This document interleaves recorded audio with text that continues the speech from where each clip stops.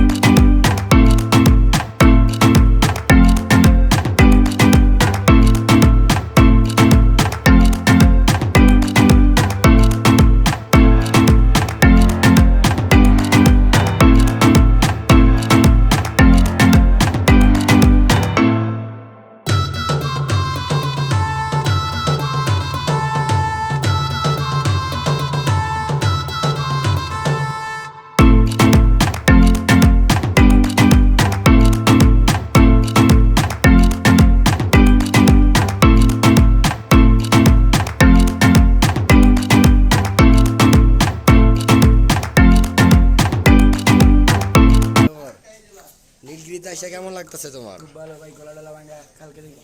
সাব্বির ভাই গলা পুরা শেষ, রাত্রেবেলা ঘুমাইতে পারি নাই। কয়জন ভাইয়া? ছয়জন।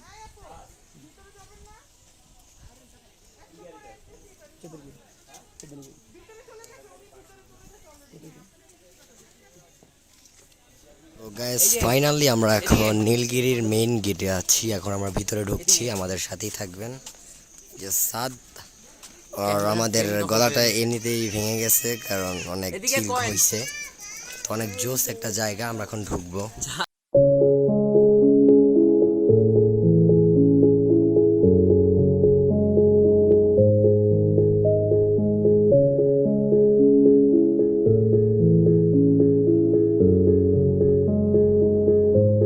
তো হ্যালো গাইস, কেমন আছেন সবাই? আশা করি সবাই ভালো আছেন। তো ফাইনালি আমরা চলে আসলাম মেঘের রাজ্যে। খুবই সুন্দর একটা প্লেস। আমি আমার লাইফের ফার্স্ট আসছি এখানে। খুবই অ্যামেজিং আর এত ভালো লাগবে আপনার আসতে এখানে। আমার মানে চিল করতে করতে গলাটাই ভেঙে গেছে কারণ বন্ধুদের সাথে আসছে, অনেক মজা হয়েছে। তো আপনারা অবশ্যই আসবেন এখানে। যদি আপনারা দেশটাকে মনের মতো করে দেখতে চান তাহলে অবশ্যই আপনারা বান্দরবন আসবেন। এটা হচ্ছে নীলগিরি, অনেক জোস একটা জায়গা। আপনাদেরকে ভিউটা আমি দেখাবো। তো চলুন ভিউটা দেখে। আমরা এখানে এখন 2 ঘন্টা থাকবো, ঘুরবো, আর আপনারা আমাদের সাথেই থাকবেন। তো চলুন আমরা ভিউটা দেখাই।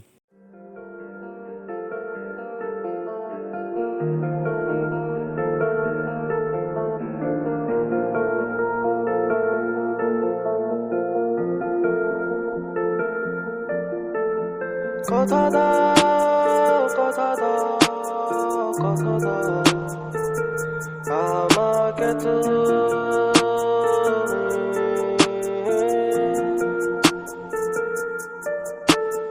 কথা দাও, কথা দাও, ছেড়ে আর যাবে না। কথা দাও, রবে আমার শরীরে ক্ষতরে, বিক্ষত যতরে। কথা দাও, যাবে না চলে। কেন যে আমি একাকী রয়ে যাই অবহেলায়। কি মায়াতে জড়ালে আমায় তুমি, বুঝিনি তো আমি আগে। কি মায়াতে জড়ালে আমায় তুমি, কি জ্বালাতে পুড়েছি প্রতি রাতে। কথা দাও, কথা দাও, ছেড়ে আর যাবে না। কথা দাও, রবে আমার শরীরে ক্ষতরে, বিক্ষত যতরে। কথা দাও, যাবে না চলে। কেন যে আমি একাকী রয়ে যাই